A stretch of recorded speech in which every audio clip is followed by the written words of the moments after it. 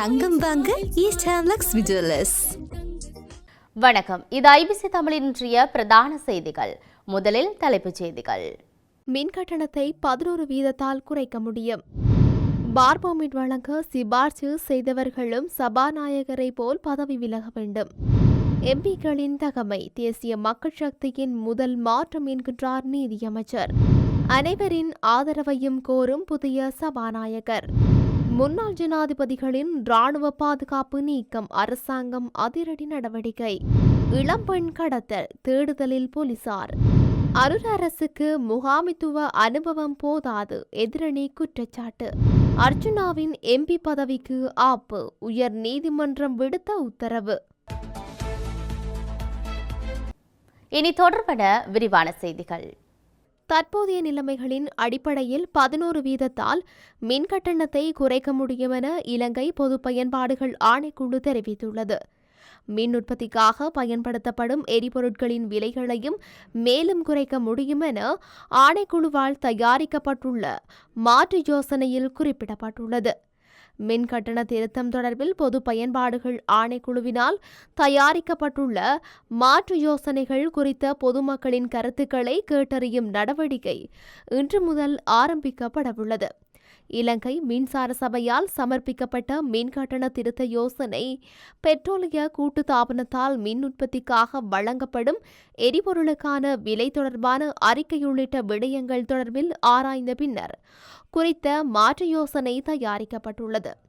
ஜனவரி 8 வரை எழுத்து மூலமான கருத்துக்கள் ஏற்றுக்கொள்ளப்படவுள்ளதுடன் மாகாண மட்டத்தில் 9 அமர்வுகள் மூலம் வாய்மொழி கருத்துக்கள் பெறப்படவுள்ளதாக இலங்கை பொது பயன்பாடுகள் ஆணைக்குழு தெரிவித்துள்ளது. இந்த முன்மொழிவு தொடர்பான எழுத்துப்பூர்வ யோசனை குறிப்பிட்ட மின்னஞ்சல் முகவரிக்கு அனுப்ப முடியும். 07642710330 என்ற வாட்ஸ்அப் இலக்கத்திற்கும் பொதுமக்கள் தமது யோசனைகளை முன்வைக்க முடியும் என பொது பயன்பாடுகள் ஆணைக்குழு அறிவித்துள்ளது. பொது பயன்பாடுகள் ஆணைக்குழுவிற்கு தபால் மூலமாகவும் முன்மொழிவுகள் சமர்ப்பிக்க முடியும். எவ்வாறாயினும் 2025 ஆண்டின் முதல் 6 மாதங்களுக்கு தற்போதுள்ள மின் கட்டணத்தை மாற்றமின்றி நடைமுறைப்படுத்த மின்சார சபை தற்போது முன்மொழிந்துள்ளது. பார் பெர்மிட் வழங்குவதற்கு சிபார்சு செய்தவர்களும் சபாநாயகர் பதவி விலகியது போன்று பதவி விலக வேண்டுமென முன்னாள் நாடாளுமன்ற உறுப்பினர் ஜனாதிபதி சட்டத்தரணி எம்.ஏ. சுமந்திரன் தெரிவித்துள்ளார். சபாநாயகர் கலாநிதி பட்டம் தனக்கு இருக்கின்றது, அதனை தற்போது நிரூபிக்க முடியாது என்பதால் பதவி விலகுவதாக அறிவித்துள்ளார். அது நல்லதொரு விடயம், அதை நான் வரவேற்கின்றேன். இதேபோன்று மற்றவர்களும் மற்ற விடயங்களுக்காக விலகுவார்களாக இருந்தால் அதுவும் நல்ல விடயம்தான். பார் பெர்மிட் எடுத்தவர்களும் தாமாகவே விலகுவார்களாக இருந்தால் அதுவும் நல்ல விடயம். விக்னேஸ்வரன் ஐயா தான் பார் பெர்மிட் கொடுத்துவிட்டேன் என தெரிவித்து அவர் தேர்தலில் போட்டியிடாமல் கொழும்புக்கு போய்விட்டார். ஒவ்வொரு இடங்களிலும் நிறைய பார் பெர்மிட் கொடுக்கப்பட்டுள்ளது என்று அரசு அறிவித்துள்ளது. அதை சிபார்சு செய்தவர்கள் யார் என்ற தகவல் இன்னும் வரவில்லை. அந்த தகவல் வருகின்ற போது சிபார்சு செய்தவர்களும் சபாநாயகர் பதவி விலகியமை போன்று விலக வேண்டும். அதனை சந்தோஷமாக வரவேற்போம் என்றார். நாடாளுமன்ற உறுப்பினர்களின் கல்வி தகமை பற்றி மக்கள் கேள்வி எழுப்புவதே முறைமை மாற்றத்துக்கு கிடைத்த மிகப்பெரிய வெற்றியாகும். நாடாளுமன்ற ஜனநாயகத்தை சிறந்த இடத்துக்கே தேசிய மக்கள் சக்தி கொண்டு வந்துள்ளது என்று நீதியமைச்சர் சட்டத்தரணி ஹர்ஷன நாணயக்கார தெரிவித்துள்ளார். நாடாளுமன்ற இணையதளத்தில் எனது பெயர் கலாநிதி ஹர்ஷன என பெயரிடப்பட்டிருந்தது. அது தொடர்பில் என்னால் முன்வைக்கப்பட்ட முறைப்பாட்டை அடுத்து நீக்கப்பட்டது. இது தொடர்பில் நாடாளுமன்ற தொடர்பாடல் திணைக்கள மன்னிப்பும் கோரப்பட்டிருந்தது. எனினும் இந்த சம்பவத்தை பயன்படுத்தி எனக்கு எதிராக தீவிர பிரச்சாரம் முன்னெடுக்கப்பட்டிருந்தது. நான் 25 வருடங்களாக சட்டத்தரணியாக செயல்பட்டுள்ளேன். ஒருபோதும் எனது பெயருக்கு முன்னால் கலாநிதி பட்டத்தை பயன்படுத்தியது கிடையாது. எனவே எப்படி கலாநிதி பட்டம் பயன்படுத்தப்பட்டது என்னை அகௌரவத்துக்குட்படுத்துவதாகவும் எனது அரசியல் இயக்கம் மீதான நம்பிக்கையை சீர்குலைப்பதாகவும் எவரேனும் போலியான தகவலை உள்ளடக்கியுள்ளனரா என்ற சந்தேகம் எழுகின்றது. நாட்டின் நல்வாழ்வையும் மக்களின் அபிலாசைகளையும் பேதமின்றி நிறைவேற்றும் சிறந்த நாடாளுமன்றமாக இதனை உருவாக்குவதற்கு அனைவரினதும் ஆதரவை கோருவதாக புதிய சபாநாயகர் யகத் விக்ரம்ரட்ன தெரிவித்துள்ளார். என்னை சபாநாயகராக நியமித்ததற்கு வாழ்த்துக்களை அனுப்பிய அனைவருக்கும் எனது நன்றியை தெரிவித்துக் கொள்கின்றேன். மக்களின் அபிலாசைகள் மற்றும் விருப்பங்களை நிறைவேற்றுவதற்கு ஒரு முக்கியமான மற்றும் பொறுப்பு நாடாளுமன்றத்திற்கு முன்பைவிட அதிகமாக ஒப்படைக்கப்பட்டுள்ளது என்று கூற வேண்டும்.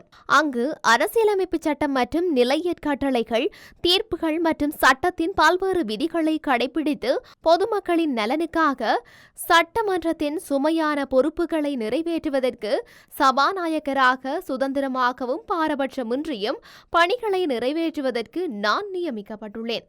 அந்த பணிகளை நிறைவேற்றுவதற்கு கட்சி எதிர்ப்புகளின்றி அனைத்து உறுப்பினர்களின் ஆதரவையும் எதிர்பார்க்கின்றோம். நான் இந்த உயர் பதவி வகிக்கும் வரை மக்கள் பிரதிநிதிகளாகிய உங்கள் அனைவரினதும் உரிமைகளை பாதுகாக்க எனது முழு ஆற்றலை செலவிடுவேன்.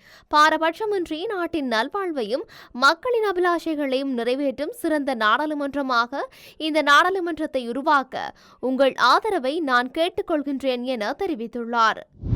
முன்னாள் ஜனாதிபதிகளுக்கு வழங்கப்பட்ட முப்படைகளையும் அடுத்த வாரத்திலிருந்து விலக்கிக் கொள்ள நடவடிக்கை எடுக்கப்பட்டுள்ளதாக பொது பாதுகாப்பு அமைச்சர் ஆனந்த விஜயபால தெரிவித்துள்ளார். 6 மாதங்களுக்கு ஒருமுறை மேற்கொள்ளப்படும் பாதுகாப்பு மதிப்பீட்டின் பிரகாரம் பாதுகாப்பு வழங்கப்படும் என குறிப்பிட்டுள்ளார். இதன்போது முன்னாள் ஜனாதிபதிகளின் சார்பில் பாதுகாப்பு பணியில் ஈடுபடுத்தப்பட்டவர்களின் எண்ணிக்கை பற்றிய தகவல்களையும் அமைச்சர் வெளிப்படுத்தினார். இதன்படி முன்னாள் ஜனாதிபதிகளின் சார்பில் பாதுகாப்பு பணியில் ஈடுபடுத்தப்பட்டவர்களின் எண்ணிக்கை பற்றிய தகவல்களையும் அமைச்சர் வெளிப்படுத்தினார். இதன்படி முன்னாள் ஜனாதிபதிகளின் பாதுகாப்புக்காக அரசாங்கத்தினால் பொதுமக்களின் பணம் செலவிடப்படுவதாகவும் அந்த தொகை 1448 மில்லியன் ரூபாய் எனவும் தெரிவித்தார். இன்றும் முன்னாள் ஜனாதிபதி மஹிந்த ராஜபக்சவின் பாதுகாப்பு மற்றும் ஏனைய கடமைகளுக்காக 60 போலீஸ் உத்தியோகத்தர்களும் 228 ராணுவ வீரர்களும் ஈடுபடுத்தப்பட்டுள்ளனர்.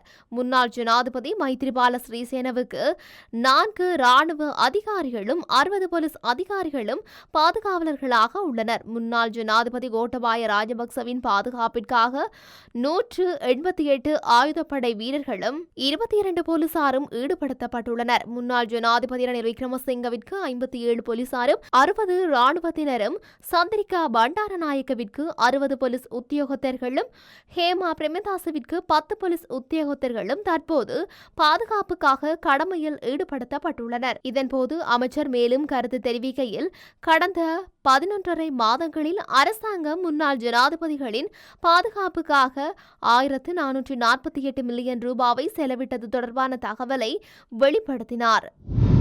கிளிநொச்சி போலீஸ் பிரிவிற்குட்பட்ட இரணிமடிச்சாந்தி கனகாம்பிகை குளம் வீதியில் வைத்து இளம் பெண் ஒருவர் நேற்று மாலை 6 மணியளவில் கடத்தப்பட்டுள்ளார்.